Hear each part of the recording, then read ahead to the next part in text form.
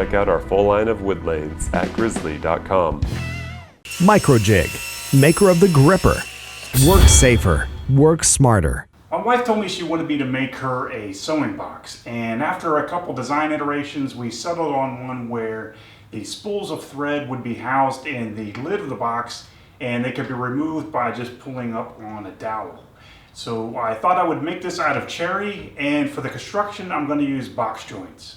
I went into my lumber rack and I pulled out the majority of my remaining pieces of 4/4 cherry that I have left over from past projects. Now from this I should have enough lumber to make a sewing box for my wife. This piece of cherry is 11 inches wide and it's too wide for my miter saw to cut in one chop. So I'm going to chop it halfway through, flip the board over, and then cut it the rest of the way.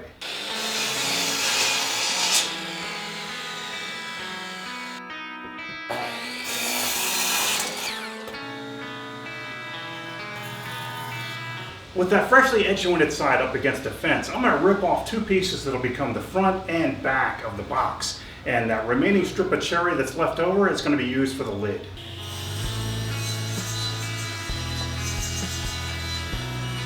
So that I can get a more consistent grain match between the lid lumber and the box lumber, I'm going to use a carpenter's triangle so that I know which part of the lumber to use for which section of the lid to line up with which section of the box.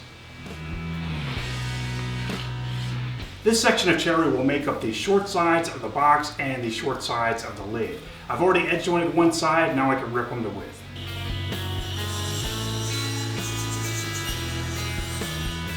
The sides of the lid only need to be 2.5 inches wide, so I'm going to rip those to rough width now, and I'm going to be sure to put the carpenter's triangles against the fence.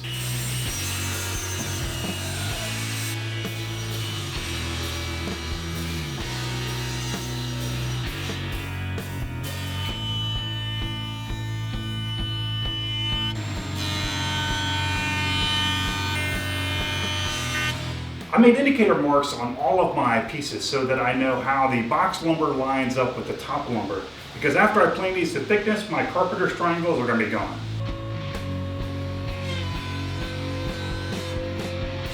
With the box and lid components milled to thickness and nice and flat, I'm going to make one edge nice and square to one face and then cut them to their final width.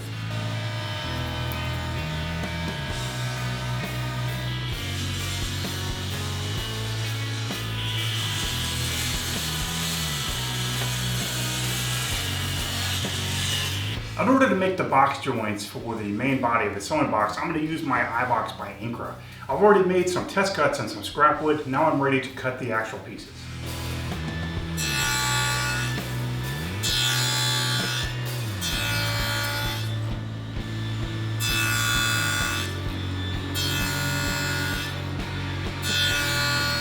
For the joinery for the lid, I'm going to use box joints again. Now I need to make the grooves to receive the panel for the bottom of the box and for the lid. And I need to make two different types of grooves in the sides of the box. I need to make a stop groove and a through groove. Both of the short sides of the box are going to get a through groove that goes end to end, and the long sides are going to get a stopped groove because I don't want the grooves to extend out the end of the finger, because that would just look a little silly.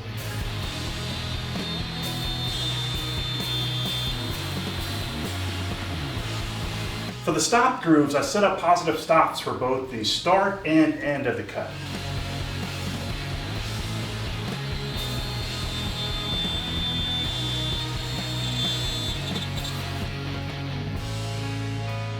For the grooves to receive the panel in the top frame, I'm going to use the exact same setup at the router table.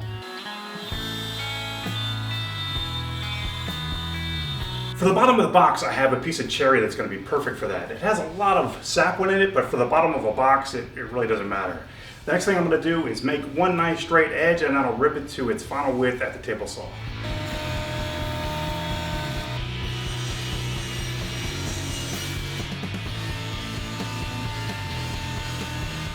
The board was a little bit too wide for the capacity of my joiner, so that portion that overhung the joiner, I'm going to take care of with a hand plane.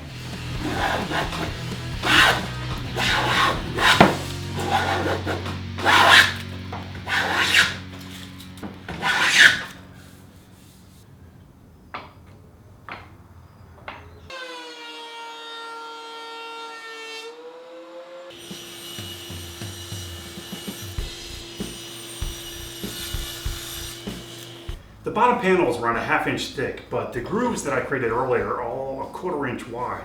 So I need to get this 1/2 inch wide panel to fit in a 1/4 inch groove. And what I usually do is use either the top side of a panel raising bit or a rabbiting bit. And in this case, I'm gonna use a rabbiting bit, and I'm just gonna go all the way around the perimeter of this bottom, and I'll have a 1/4 inch lip that'll fit into the groove.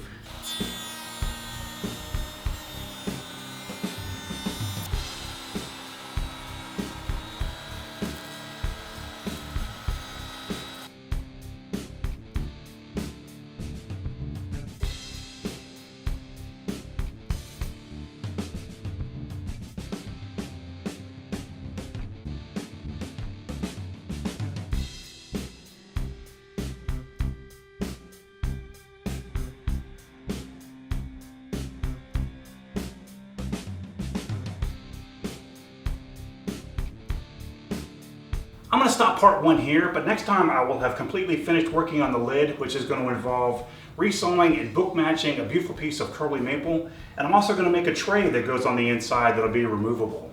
So I hope you guys will come back for part 2.